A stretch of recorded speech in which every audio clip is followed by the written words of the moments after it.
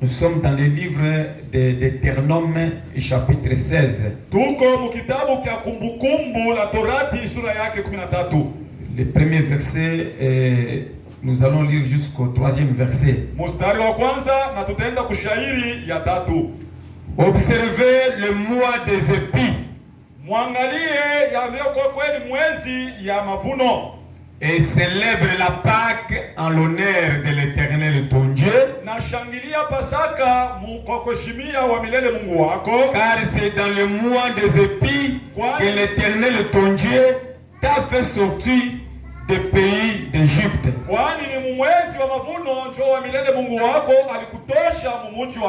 Le verset 2. Tu sacrifieras la Pâque à l'Éternel, ton Dieu, des victimes de menus et de gros bétail,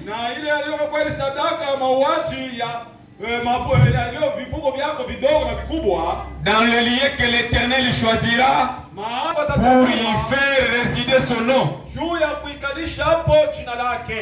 Pendant la fête, tu ne mangeras pas du pain levé, mais tu mangeras 7 jours de pain sans levain, du pain d'affliction, car c'est avec précipitation que tu es sorti du pays d'Égypte.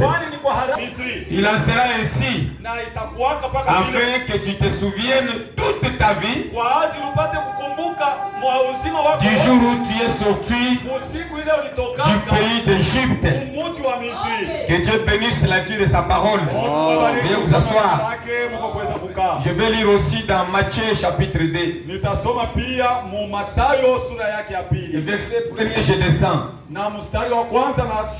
Jésus était né à Bethléem en Judée, au temps du roi Hérode. Voici le mage d'Orient arrivèrent à Jérusalem.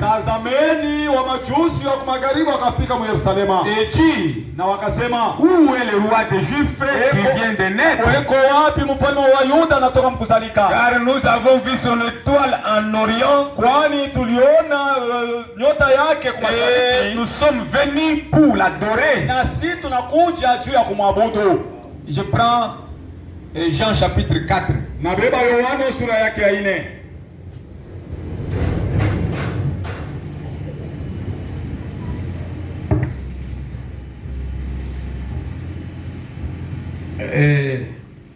Le verset 20. Nos pères ont adoré sur cette montagne. Et vous dites, vous, que le lieu où il faut adorer est à Jérusalem. Femme, me dit Jésus, crois-moi,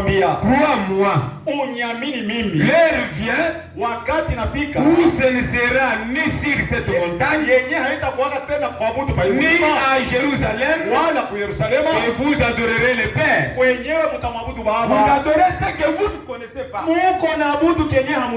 Nous adorons ce que nous connaissons, car le salut vient des Juifs. Le verset 3. Mais l'heure vient, elle est déjà venue, où les vrais adorateurs adoreront le Père en esprit et en vérité. Car ce sont là les adorateurs et le Père demande. Dieu est esprit, et il faut que ceux qui l'adorent adore en esprit et en vérité. Si vous n'adorez pas Dieu en esprit et en vérité, c'est une adoration vaine. C'est d'adoration que Dieu a donné. Vous avez dit qu'on devrait exploiter à peu près 6 points là-bas. Le point, quel est le lieu là? Le lieu là se trouve où? Le deuxième point, qu'est-ce qu'est l'adoration en question?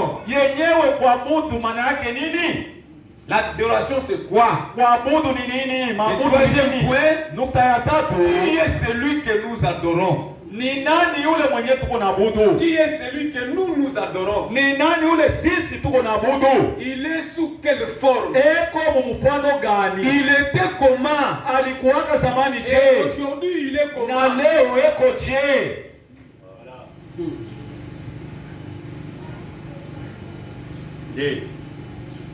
Le cinquième point. Na nukta ya tano, Est-ce que nous l'adorons seulement en venant dans l'église? eti tuko na mabudu tu kwa kuya mkanisa, Ou nous l'adorons seulement après la prédication? wala tuko na mabudu tu kisha mahubiri? Le sixième point. Nukta ya sita, Pourquoi nous devons l'adorer? juu ya nini tunapasha kumwabudu? Vous les gens qui adorent Frère Branham là. Mwe bantu bali beko na mwamini ndugu beko na mabudu ndugu Branham.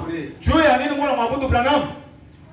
Vous ne pouvez pas adorer quelqu'un sans savoir pourquoi vous devez l'adorer. Kama muko kuweza mabudu mtu Kenya mjue Qu'est-ce kenye mwana qu'il a mabudu fait pour que vous lui adorez? na kitu kali kilimsukuma juu mwabudu. Pourquoi nous devons l'adorer? Juu ya nini tunapaswa kumwabudu? Et le Non. septième point, Non. comment nous apprêter pour l'adorer? Namna gani tunapaswa kujitahidi juu ya kumwabudu? Comment les premiers adorateurs s'apprêtaient pour l'adorer? Namna gani babudu wa kwanza walikuwa wanajitayarisha juu ya kumwabudu? Avec les mains vides. Eti balianza kuya mikono wazi. Maintenant, je vous avais dit que je ne parle pas ça comme un petit sujet Sasa niliwaambia kwamba sihubiri kama vile de l'évangélisation. sihubiri kama vile tumbo ndogo ya kupasha habari njema. C'est un message d'enseignement. Hii ni mafundisho, ni ujumbe wa mafundisho. L'Église doit comprendre quelque chose. Na kanisa inapasha ielewe kitu kimoja fulani. Et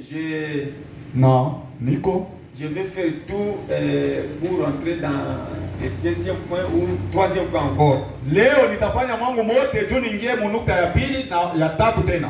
Je vous avais dit, Na niliwaambiaka Dieu Mungu avait pourvu plusieurs lieux d'adoration. Mungu alitayarishaka mahali ya mingi ya mabudu. Plusieurs lieux d'adoration. Mahali mingi ya mabudu. Il a manifesté par des types, des antitypes. Yenyewe alitambulisha kupitia mifano na mafumbo À partir de la Genèse. kuanzia kumwanzo.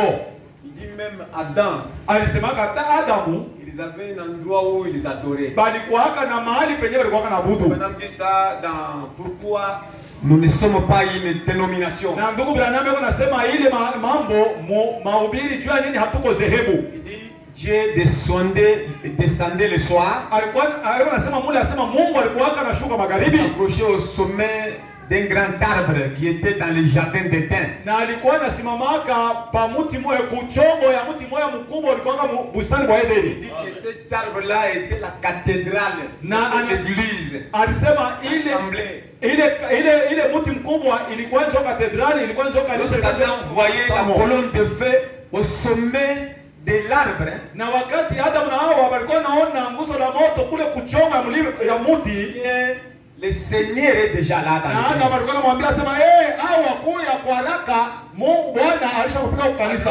Adorer le Seigneur. Twende tukamwabudu Bwana.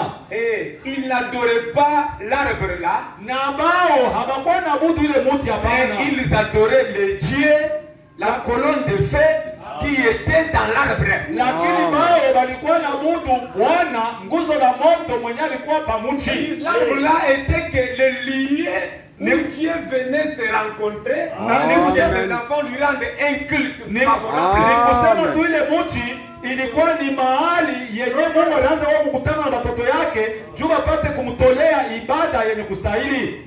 Est-ce que vous me suivez mes frères? Je vais sortir d'abord. Napenda kuruka hapo mbele. Je prends le temple. Nabeba hekalu. Regardez que tout, quand Dieu changeait de lieu, mwangalie kama vyote wakati Mungu alikuwa anabadilisha mahali. L'ancien lieu qu'il avait utilisé, il restait Ichabod parce que la gloire de Dieu n'était plus là-bas. Wakati Mungu alikuwa anabadilisha mahali, ile mahali ya kwanza alikuwa anatumikia kama anabadilisha inabakia Ikabodi. Pour retourner dans l'ancien lieu où il vivait. vivais, kama wewe unarudia mwile fasi ya zamani, vous ne le trouverez jamais. hautamupataka Mungu kamwe, Parce qu'il s'est développé. kwani yeye anaendelea, Il a changé de forme. anabadilisha Il a changé de masque. Il a changé de lieu. anabadilisha mahali, Et les enfants de Dieu na watoto ya sont Mungu censés suivre le développement de Dieu. na wao wanaitishwa wapate kubadilisha kupata maendeleo ya Mungu. Un chrétien, c'est un homme développé. Jo, kwa maana Mkristo ni mtu wa C'est un maendeleo, homme civilisé. ni mtu wa kizungu. Pourquoi? Juu ya nini? De la manière que la parole de Dieu se civilise, Namna se ile développe, neno la Mungu iko naendelea, et ainsi qu'un chrétien marche. na njoo vile mtoto wa Mkristo Ne anatembeaka. restez pas sur la même place. Mushibakie paka fashi moya, Vous devez avancer dans la wanaweza parole. kusonga ndani ya neno. Maintenant, regardez mes frères. Sasa mwangalie ndugu yangu,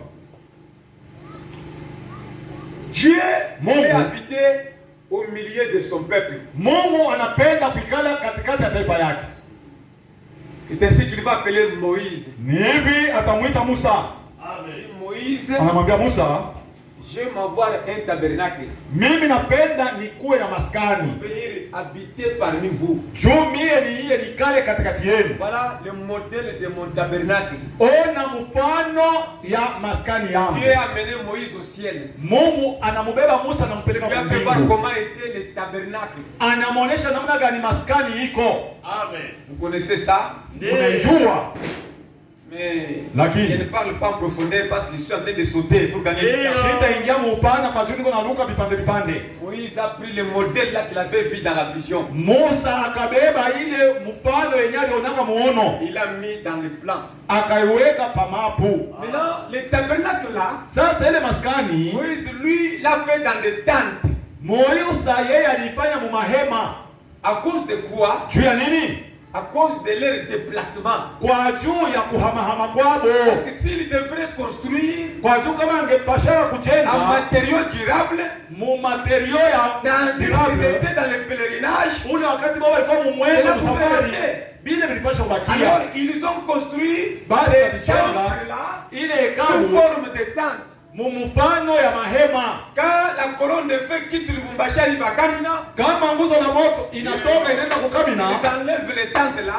banatosha ile Une fois mahema, que la colonne de feu s'interpose à Kamina là-bas, na kama waliona sema nguzo la moto ils inakaa vont kukamina, mettre des tentes. banajenga tena ile mahema. Et vous savez mes frères, Na mnajua ndugu yangu, les temples là ile étaient hekalu construits en 3 parties. ilikuwa ya kujengwa mu vipande tatu. Il y avait les parvis extérieurs, Kulikuwa baraza ya il y nje, avait les lieux saints, kulikuwa mahali et takatifu, il y avait les lieux très saints. na kulikuwa mahali takatifu sana. Maintenant, dans la 3e pièce ici, Sasa mwi chumba ya tatu c'est là où l'arche de l'alliance devrait habiter. jo mule sanduku ya agano ilipashaka kuikala. Et qu'est-ce qui était dans l'arche de l'alliance? Na ni kitu gani kilikuwaka msanduku la C'était agano? le bâton de Moïse, d'Aaron, Mulikuwaka bakora ya Musa et les 10 ya Aruni commandements. na amri 10. Les 10 commandements là, Ile maamri 10 c'est ce qui était le message de Moïse. jo ilikuwaka ujumbe wa Musa. Moïse, son message était les 10 commandements. Musa ujumbe wake ilikuwaka amri 10. Et c'est ce qui était dans l'arche ici. Na njo kile kilikuwaka msanduku hii. Est-ce que vous me suivez mes frères? Amen. Maintenant, Sasa vous savez que Moïse était mort. mnajua kusema Musa alikufaka, En d'autres termes, Branham dit qu'il n'était pas mort, mais il était enlevé. lakini msemo wengine anasema hakufaka, alinyanyuliwaka. Maintenant, quand ils sont entrés dans le pays, Sasa penye balinga mumuji, on a construit une belle maison bali royale balijenga nyumba moya mzuri ya kifalme pour David. juu ya Daudi. David, en regardant la maison de sangle, Sasa Daudi akaona, kwa kuona ile nyumba yake ya mawe ya bei, il dit, qui suis-je moi? anasema mi niko nani? L'arche de l'alliance de mon père. Yo tu sanduku ya agano ya baba yangu. Je mets jusqu'alors dans les tentes. Tangia hapa leo iko naikala mu mahema, Mais moi, je tourne dans la maison de sangle. lakini mie niko naikala mu nyumba ya mawe ya bei. Branham me dit, Branham anasema regardez, Moïse pensait toujours à faire quelque chose pour Dieu. Sasa ndugu Branham anasema moneni Musa alikuwa na waza tu kufanya kitu kimoja juu ya Mungu. Tandis que toi mon frère, toi ma sœur, Ule wakati wewe ndugu, wewe dada, tu penses toujours pour tes propres activités. wewe uko na